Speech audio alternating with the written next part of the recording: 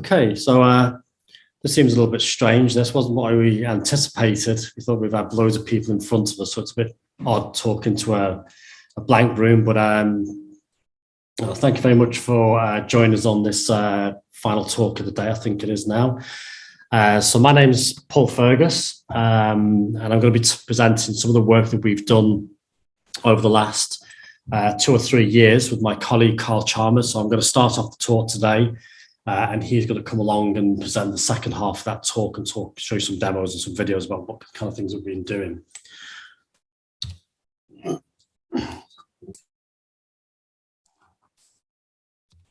Okay, so today's talk is about using artificial intelligence to protect endangered species. So like I said, it'd be myself, Paul Fergus, and Carl Chalmers will just be talking through some of the things that we've done.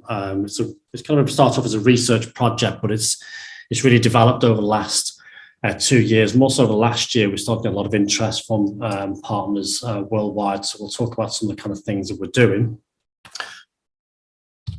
So you probably have heard of AI. AI has been around. It's been bandied around the news and social media, the internet for quite a while now.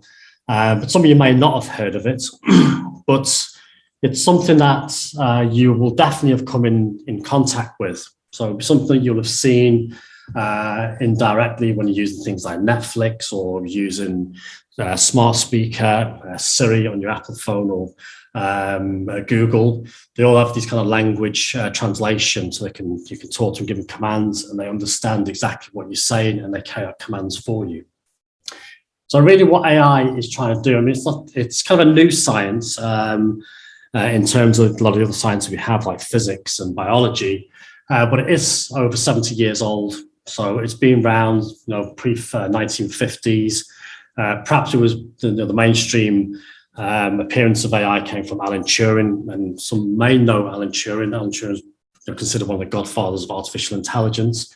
He was from Manchester University, and there's a couple of films out on him now. So The Imitation Game is perhaps the most recent one that you may have come across and seen.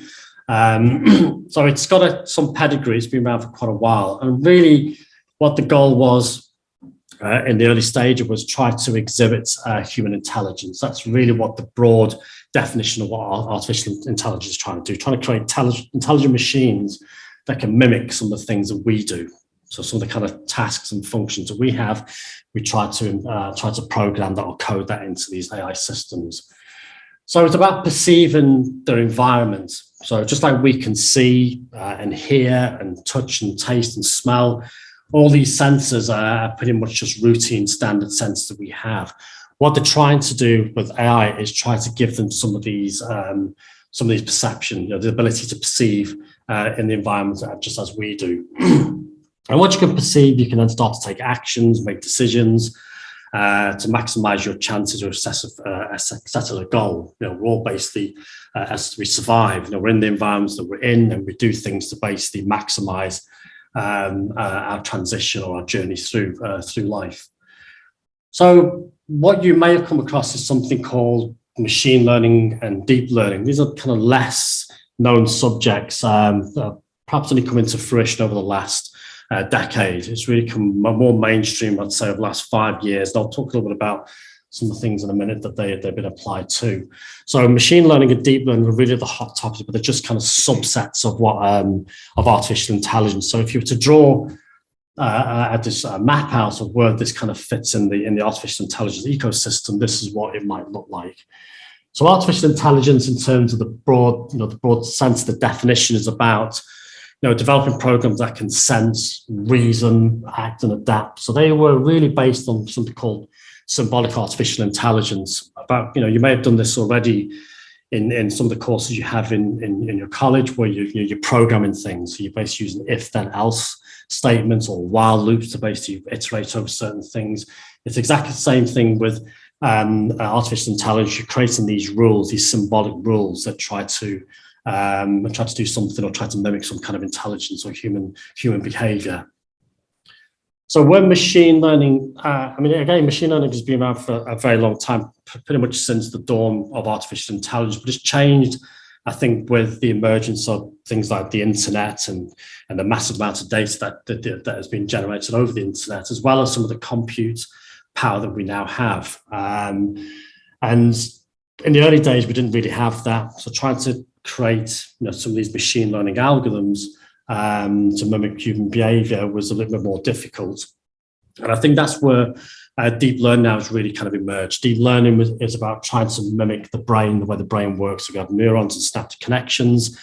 And what we're trying to do is build those types of, albeit a bit smaller than our brains, but they're kind of tiny, small brains, if you like, that can learn from data. So you give them a lot of data and they can learn from data over time and fine-tune themselves to perform some kind of task, so whether it's vision, whether it's audio, whatever. But basically what you're trying to do is how do you build a computer system that automatically improves with experience, just like we do. We improve with experience. And what are the fundamental laws that govern all learning processes? So what are the principles of learning? What do we do? How do we do that? How do we actually take information and retain that information and use that to maximize something we might do in the real world environment? So like I said, it's really, I've been doing artificial intelligence about 30 years, and it's been kind of a steady burner for a long time. But I've really seen a massive difference massive change over the last 10 years. And I think that's because of the internet and the data and computer, things like GPUs. So you may have games consoles that you have in a minute, Xboxes or PS5s or whatever, or actual machines with actual GPUs in there. These GPUs allows us to perform very fast computation. So in terms of machine learning, they're very much reliant on these kind of GPU cards that you have for playing games. They've been transitioned over now, and they start to use these for machine learning because we could do lots and lots of computation on these kind of artificial neural networks. And with the advent of that, really from probably around 2012, when we start to see massive jumps in vision and natural language processing and so on, they've now started to become more mainstream. So AI is now very much embedded in cities. So some of the cities now are being actually built with AI built into them. So if you look at what's happened in China, the camera systems and the infrastructure is all being built with AI built into the service they provide. AI for public good, there's lots of examples of that, and that's really the main focus of the presentation today. We're talking about the use of AI to do something good, to give back something to the planet. And then again, we'll talk a little bit more about that as we go through. Healthcare, so scanning large images, CAT scans, MRI scans, they can now start to outperform some of the consultants who have been training for a large number of years in these areas. AI now starts to come and outperform some of those consultants in terms of detecting certain types of illnesses and providing particular types of care packages. Retail is in when you're getting points and using cards and so on, all this data has been collected, and that's been used to model your behavior and people around you to try to get a collective feel about how people spend in your region, in what shops that you actually you occupy, and what kind of things you buy. Robotics is a big area now, so more and more things have become more automated. Again, you'll see this on the news. Car industry's had this for a long time, but now we're starting to venture out even into healthcare. Robots that can socialize with patients that are living independently and so on. And of course, self-driving cars. So a lot of you guys now are kind of doing your A-levels, and you'll probably be going for your driving lessons now. You're looking to pass your driving test soon, but you're probably one of the last ones that will do this. If you're any younger brothers or sisters, particularly around about 9-10 years old, the chances of them having to take a driving test is probably quite slim, because driverless cars now are really reaching that level of sophistication that you can put these cars out and you can start moving around on their own and do that pretty well. So things like Tesla, so you may have come across someone called Elon Musk. He was the one who kind of invented electric cars, but he also is one of the first people to have fully autonomous cars driven through AI, using visual systems and various other sensors that can now navigate and move people around without you having to actually control it. So these are some really interesting areas of AI that you've probably come across. But But what we want to just focus on is conservation AI. So this is something we've been kind of working on nurturing for the last 2 or 3 years. If anyone's interested in registering with Conservation AI, you can look at the QR. You can just use the QR code here. Just get your phone with your camera, scan the code. That'll take the website. You can register accounts, and you can see some of the kind of things that we're doing around Conservation AI. But I'll just go through some of the things that we're working on. So we've just finished COP26. Hopefully, a few of you have managed to watch some of the really impressive talks that have been given, particularly about some of the countries, the leaders from the Southern Hemisphere countries, where they're probably, they're kind of receiving the brunt of what's actually happened globally in terms of climate change and deforestation and so on. So COP26 gives some very powerful speeches. So things like Sir David Attenborough gives some very powerful speeches about where we're heading to. You've heard about this 1.5 degree value, and it's how important it is for us to meet that value. But the impact it's having is tremendous. So some of the key problems with habitat change, it's unbelievable. The amount of animals that become more extinct, the amount of even the food that we waste each year is huge. $1 trillion worth of food just actually thrown away. And I think COP26 and it really kind of highlights and showcases some of the things that happen. It really kind of allows us to look internally and reflect about some of our behaviours and pretty much how fortunate we are in the West, and pretty much developed countries. We're very lucky, but it's all this comes at a price, and this is like you say, it's affecting diversity, biodiversity, mass extinction of animals globally. So we kind of looked at some of these issues and looked at some of the problems that conservationists were having, and looking at how you can perhaps mitigate some of these issues. And that's really where Conservation AI came about. It was about trying to build AI to try to as a tool really to solve some of these pressing problems that we have.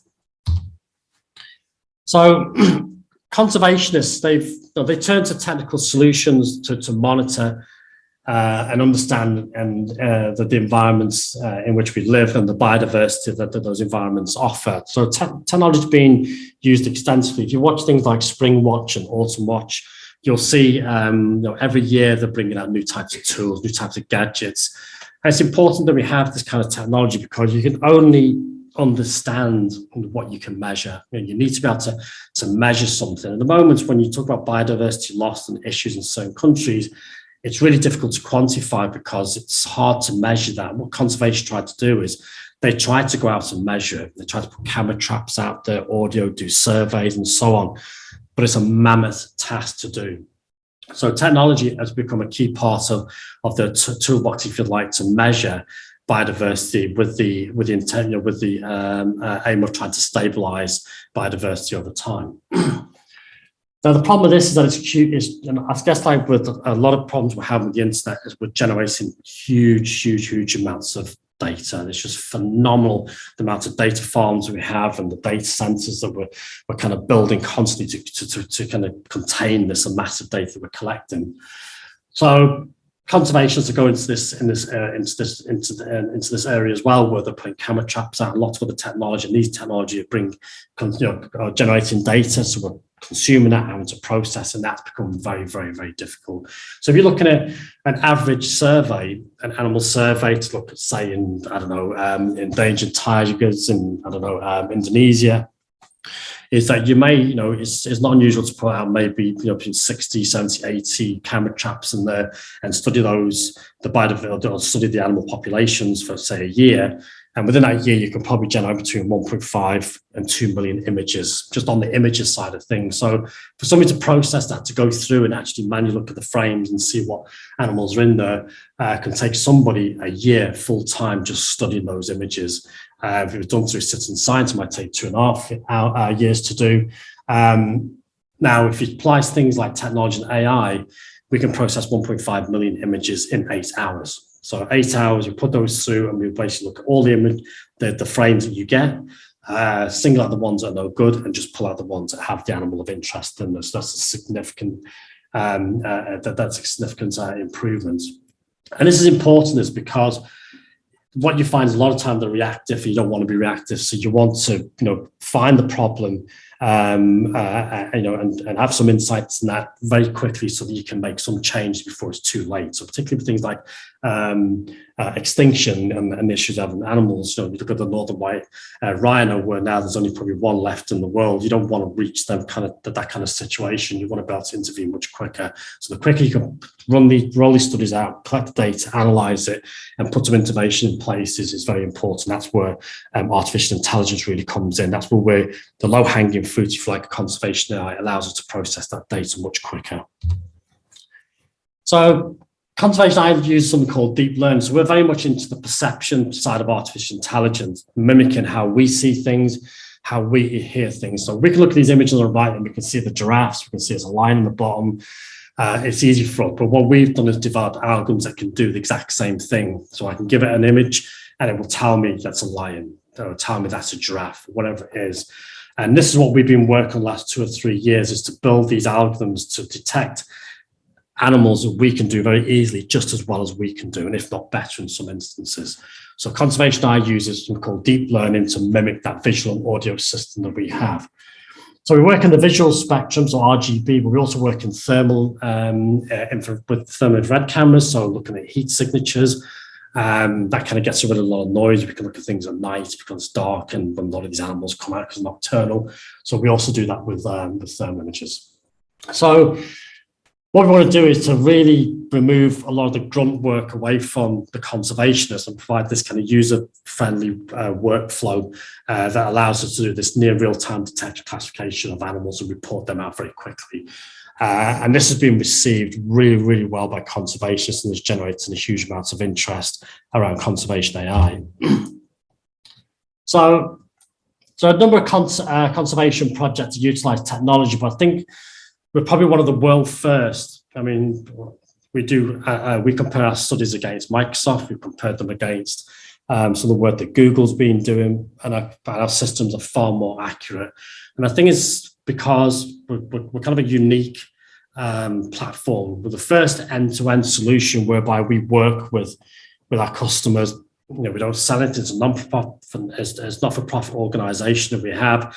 We train the models, we give them out, we say, try them, and it goes through this process of learning, and we work with the customer until we get to this level where there's 95% accurate. That's reasonably good, that they can, every 20 images that we see, we might only get one wrong. That's sufficient for conservation tasks. So we work with them, develop the systems in a very, very collaborative way, and that's quite unique to conservation. No one really has that at the moment. Usually they generate these models, they put them out there and people use them, and there's no fine tuning. We fine tune these. So we use drones, we use camera traps, we can use mobile phones, microphones. We use something called a Jetson AGX, which you may not have come across them yourselves in colleges, but you would have played with Raspberry Pis maybe. These little tiny small computers that you can put on the edge. You can basically put them in the wild, put a camera on it, put these machine learning algorithms on. They can do inference, collect the data. If you've got satellite communications, you can pulse that back when you see, for example, a person or a car that are not meant to be there, which may be it gives some indication of poaching. So edge devices is very much a big thing, connecting things at the edge. A drone is just an edge device. Putting these things out, letting them fly out, see what they can see, report back is an important part of not only just surveys and biodiversity monitoring, but also with things like poaching. It's the key tools that conservationists use. So what we do with our algorithms, you've got to train it. You've got to train these algorithms in much the same way we train ourselves. So you guys are in college, you're doing your A-levels, you picked your subjects you're interested in, and you've gone through different stages throughout the last 10, 15 years, where you've learned certain concepts and certain skills, and that's all building you up to go to university, which you'll specialize in some particular subject, and then you go into industry and start working in that particular area. Machine learning algorithms, they work exactly the same way. They basically got to go through a learning process. You've got to give them data, teach them what certain things are, and they learn over time. So we have something, it's a bit technical here, but we in terms of visual systems, we when we've got an image of a rhino, so you can see a rhino here, we'll draw a box around that rhino and we'll tell the machine learning algorithm, this is a rhino. And we do that lots and lots and lots of times. So usually we need about 2,000 images of individual objects, classes. We call the rhino a class, and giraffe is another type of class. So we need about 2,000 then for the AI to become reasonably good at actually detecting a particular object. So in this instance, the rhino. 2,000 images, we train it and train it and train it and train it over time. You get, and eventually, once you show it images never seen before, it will know it's a rhino. It doesn't have to be the exact same. At all points it generalizes, it pulls features out that are associated with that object. And then you can just give it anything that it's never seen before and hopefully then it starts to pick up and detect that it is. Much like we do. We get taught certain things. This is a rhino, but I can go to Nosey and go to Chester Zoo or any other zoo and want to see a rhino and know it's a rhino because I've learned those features. So we use something called a FastRAR CNN ResNet. This is something that was developed by Microsoft. And we use TensorFlow, which is developed by Google. And there's a framework that allows us to build these tiny brains, if you like, and train on any objects you're of interest. It doesn't have to be animals, it's conservation AI, but you can do this on security, you can do on checking for parking bays, whatever. It doesn't matter, we can do anything. And then obviously we use we said before, the GPUs. If any gamers amongst you, you'd be all going mad about the 3090s at the moment, 24 gig of memory on them, and the higher frame rates you can get when you're playing your games. We use something called RTX 8000s, and these are £10,000 each. So to train these models, it takes us 4 of these RTX 8000s to train a model over 2 days. And so that's £40,000 just on the GPU side, just to train a reasonably good model. So what we've collected so far, we have 170,000 tagged objects across 181 species. Over the next 5 years, our plan is to have 1,000 species with 2 million tagged objects. That's what we're working towards at the moment. The models we've created already started to be utilized. So we have models in South Africa, we have models in Tanzania. So there's 16 species, mainly for sub-Saharan. The model that we have, which is 95% accurate, it's pretty well trained to identify things like lions and rhinos and elephants and baboons and so on. And these are being deployed out. Next year in May, we're going out to South Africa and Tanzania again, and we're setting up 2 more projects where we're going to be probably deploying about between 20 and 30 camera traps. These are all connected via 4G or wireless, so we transmit all them data back to our servers in LJMU here in our pods. We have a big data center, and they'll be classified real time and put back to the website, and people can see what's happening in that region. So that's a very, very, very powerful tool. And this is where we're hoping to build and strengthen that service so we can start to deploy this to many other places around the world. So tagging, like I said before, is the main foundation of machine learning or any machine learning. This is visual, deep learning, and we're looking at the visual side of things at the moment. Is here we've just got a bird. So a Corvus corona, I'm not really good at Latin words, but this is a scientific name given to a blackbird. And like I said before, all you're doing is you draw a box around the object and you give the box a name. So that tells the machine learning algorithm, this is what this object is. So if that was a car, you would put a box around the car and you would give it a name. If it was a person, you put a box around that and give it a name. So it's a person. And so you're telling it what those objects are. You train and teach it what it is. So here you can see at the bottom, we've tagged lots of different blackbirds in all different types of habitat because you want variance across them all. You want them to see from different angles, close up, far back.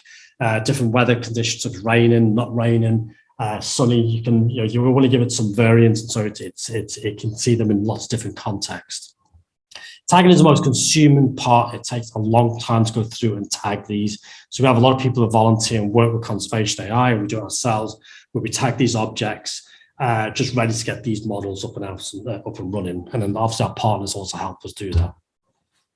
So some scary, horrible results, but they're just showing the error rate. So the lower the error, basically the better the model's performing. So we've spent a long time fine-tuning these. So we generate a very little error. It's about 95% correction. So here we get about 0.4 percent error on here. So we're trying to get this as low as we possibly can to suggest that we get these very, very high detections here. So our models take, we've been working on some of these models for 6, 7, 8 months. Some of them are in the wild. They learn whilst they're out in the environments as well. So they have a first phase training, they have a second phase training where they look at the environment and they fine tune themselves, personalize themselves to that environment. So they continue to learn and learn over time. So as you learn more and it becomes more comfortable with the environments, these error losses become much lower. So that kind of gives you a very quick overview of what conservation AI is. I'm going to pass you over to my colleague, Carl, who will work very closely on this project. So we're the two founders for Conservation AI. And he's going to just go through a little bit more about what the project does and hopefully give you some examples. We've got a bit of time over now. He'll show you some examples and some videos of the kind of things that we can do. Okay, thank you very much. Okay, brilliant. Thanks, Paul. So the other side of artificial intelligence is really once you've trained these models is how you make them accessible to as many people as possible. And conservation in particular presents a very real challenge because, in Western civilizations, we've got very reliable internet, we've got very high compute, we've got quite a luxury in terms of our IT infrastructures, but conservationists out in things like Tanzania or sub-Saharan countries, they don't have the luxury of reliable communications and high compute. So we've had to make the platform very adaptable. So there's a lot of technology that goes under the hood with conservation AI just to even host the models and then give the conservationists the real-time results they need to make a difference. And when you come to university, you'll learn lots of different frameworks. Some of these on here, like Paul said, TensorFlow, it doesn't just train the models, it allows us to actually inference the models. Inferences when you put the model into production, give it real-world data. We use things like the object detection APIs, things like that.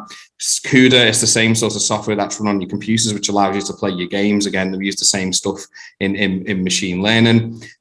Things like OpenCV, which is a visual library, which allows us to process our images and videos in sort of real time. And some of the database stuff, you might have done things like MySQL and SQL Server in your institution, which allows us to store the results in a very quick way. We have to obviously make the platform very accessible and very flexible. So you can see a sort of example workflow at the bottom there where we take things in from like drones. So some example, they might use rotary drones or fixed wing drones to sort of survey landscapes, to sort of count population densities of certain species, but they can also be used for real-time poaching as well. So we can send these drones off. We can let the AI do the hard work and then just ping back the detections where maybe a car or a person might be too close to an endangered species. Obviously, camera traps, like Paul said before, they generate huge amounts of image and also audio data. Again, we can take historical data off the SD cards that are in those cameras, a bit like your phone, or if we've got good communications in the area, we can process them over wireless communications, maybe 3 or 4G if we're lucky enough to have it in the area. And then we've got those people like you guys, which can go and just take pictures of animals in your garden. You can upload those for your mobile phones or upload videos of animals that you see, and it all contributes to the conservation efforts. So one of the hardest things we have to do is process video. Images are relatively easy to process. They're quite big. As Paul said, we can do millions of images a day, but videos are really hard to process. So what we have to do, especially with drones, when you think of these drones, are sending 30 frames a second back to our servers. Our video is basically just loads of images stitched together. So if you caption at 30 frames a second, it's 30 individual images glued together. If you're catching at 60 frames a second, it's 60 individual images glued together. And even with the graphics cards that we've got, 40, 50,000 pounds worth of graphics cards, we still can't process that in real time. So what we sometimes have to do is we have to take individual pictures out of the video, maybe like 1 or 2 pictures a second, and we actually classify them, which gives the conservationists the results in real time. It's really hard to maintain conservation, again, because we haven't got the luxury of all the technology and communications. And one of our most common ones that we do, and I'll show you a video towards the end of this presentation, is we do a lot of inferencing over drones. So you've probably seen all the drones, you might have some yourself. But we use something called a Mavic, which is a DJI drone, and that allows us to actually transmit 4K images. So the videos that you get on Netflix are typically 4K, so very high quality video at 30 frames a second, but we can transmit them over 7 kilometers. And in some countries, you can even go further with that. And we can send that all the way back to the conservationist controller, and we can get the AI then to automatically classify. And we offer two sorts of models for that. We can actually do in-field inferencing using things like a laptop. So I suppose like Alienware gaming laptop works quite well. Or if we've got the luxury of communications, we can send all that data back to our servers here at the university and use all the different pieces and components I showed you on the previous slide to actually relay that back all the way back out to Africa. We've done real-time live detection from Brazil. So within a couple of seconds of the drone going up in the air, images were being transferred all the way from Brazil, classified, and then sent back out to the operator back in Brazil. So this is a really good set of technologies you get to learn if you come to this university, especially. We talk about all these different technologies. These types of frameworks, a bit like Legos, putting the right components together to get the best results. And Paul showed you some of the graphics cards that we used before, like the RTX 8000s, the really high-end graphics cards for doing training. But we also use different types of graphics cards for inference. And if you choose AI as a subject area and you start going out into industry, you'll learn all about these different types of hardware. Some of these devices can be run in the data center, but again, if we've not got the comms, sometimes we have to run them on the edge. So actually in the field with the conservationists, or make use of things like laptops. And once we've actually got all that data, we need to present it in a way that conservationists can derive additional pieces of information. Just being able to detect animals is just one part of the problem. We have to overlay different types of machine learning models over the top of them, which look for things like anomalies in the data. So, you know, we spotted maybe 1,000 rhinos going across this part of the savannah this year, but why haven't we seen it next year? And we can hook in things like weather data, so we can look at things, well, was there droughts there? We can look at things like poaching rates. Sadly, obviously, we see lots of poaching going on. We can sort of try and correlate that and sort of reduce the effects of poaching. We actually use something called Power BI here. So a lot of the technology we use at the university is really is cutting edge, but we use a lot of enterprise technology as well. So conservationists, regardless of who they are and what their technical setups is, they can make use of these dashboards and see the detections coming in real time. So on the left-hand side here, you've got a sort of searchable grid where you can search for different types of species, different types of sensors, and give you counts of the individual animals. And again, most of you don't realize this, but when you take a photo with your phone, so be careful, it has EXIF data in that photo. So what that means is it allows you to collect loads of different pieces of information. So your lat long, where you are in the world, even the temperature of your phone and things like that. So we extract all that data out because there are additional features we can use for training other types of machine learning algorithms. And some of the pictures we get are absolutely massive. So if you can see on the left-hand side, that's that picture on the right-hand side printed out. These are actually orangutan nests. So conservationists fly fixed-wing drones over canopies, and the algorithms actually count the individual orangutan nests. So we can look at things like breeding. You see things with palm oil and deforestation. We can look at the effects of that on things like orangutan populations. Again, because the compute's so high, we have to actually split these images up into individual segments, and we have to do that in real time so we can feed that into the conservation AI pipeline. So most of you might have heard of Nosey Safari Park, if not been there. So we've got a couple of videos. We've actually got 7 cameras out live at Nosey Safari Park, and we do real-time classification with them. So this is, again, I'm not very good on the Latin names, I'm not even going to attempt it, but obviously that's the Latin name for a giraffe. And you can see sort of how accurate these sorts of models can actually be. And this is where Paul said you need a lot of data to train these algorithms, lots of different angles, lots of different sunlight. What the networks we use are very good because they can detect when animals go partly behind certain objects. As you'll see, when the giraffe comes sort of back out the other side, it doesn't have to be in full view for the AI to start detecting those animals. And that's really important. That there's a lot of consideration that goes into this when we're building these types of algorithms out so we can use them for the application that's in mind. But you can see it does really well, even at large sorts of distances as well. So again, when you go to Nosey Safari Park, you'll probably see a lot of our cameras in and around the site. Again, we have to cater for nighttime. Again, this goes back to why you have to train the algorithm on lots and lots of different types of pictures, lots of different types of conditions. You know, they're not up to where we are, where we can look at them a couple of times and understand something. We have to give it lots of examples, lots of different representation of the environment that we're putting the cameras into. So obviously Panther Leo, I can say that one, no worries. That's one of the lions at the enclosure at Nosey Safari Park. And again, these are the types of technologies we're putting out in South Africa and Tanzania. One of the biggest ways of monitoring the health of the planet is counting fish, and especially coral reefs. So you see bleaching of coral. It gives a good indication to conservationists how well our oceans are doing, and in turn how well we're doing. So again, we can also use the same sort of algorithms to classify fish. Now, they look completely different to a cat, or they look completely different to a giraffe. And that's the beauty of artificial intelligence. So you might have done some programming at school. You have to account for every eventuality. You know, if you get an exception in your code, it's because you haven't accounted for something. And where AI is really good, it allows us to generalize. We can reuse these models over and over again without having to do loads of explicit modifications to them. We can make minor modifications, show them the new data, and we can actually start using them in the field. And again, this is something maybe your colleges or schools might be interested in getting in touch with us at. We can set these up with things like bird feeders.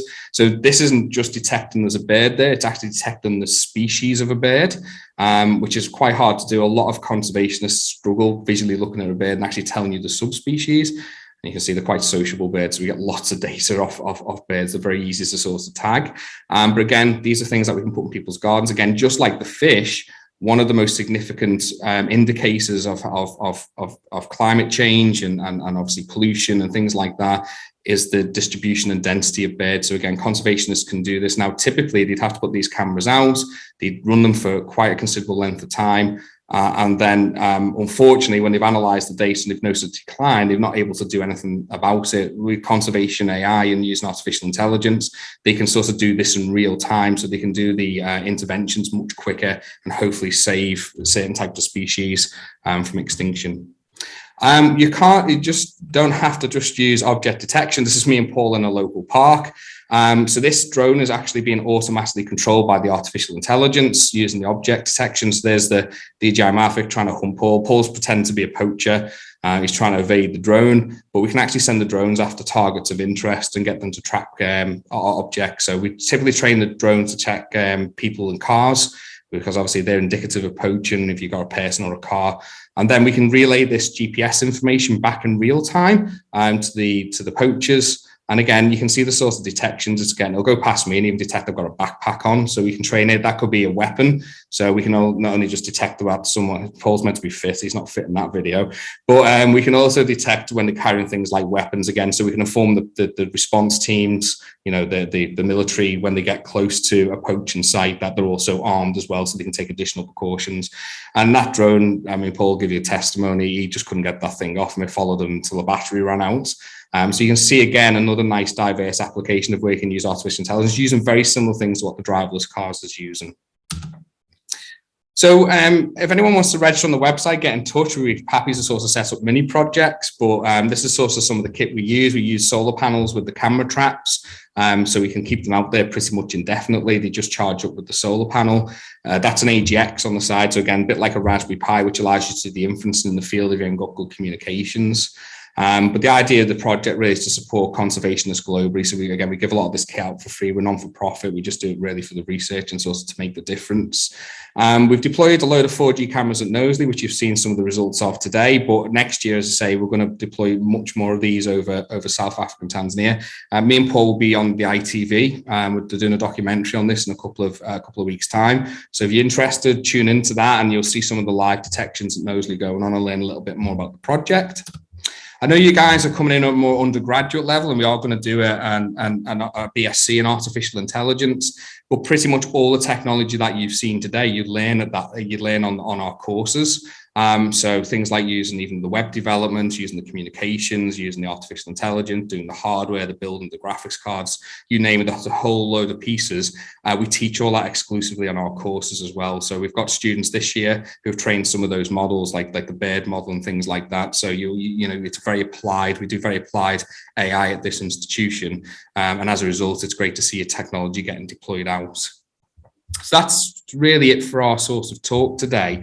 So I'd just like to thank you from the whole university for sort of tuning in and attending these talks today. But if you've got any further questions and any of the projects you're interested in, you know, you drop myself or Paul an email, and we'll be happy to get back to you. So once again, thanks for joining us on our Tech Talk Day.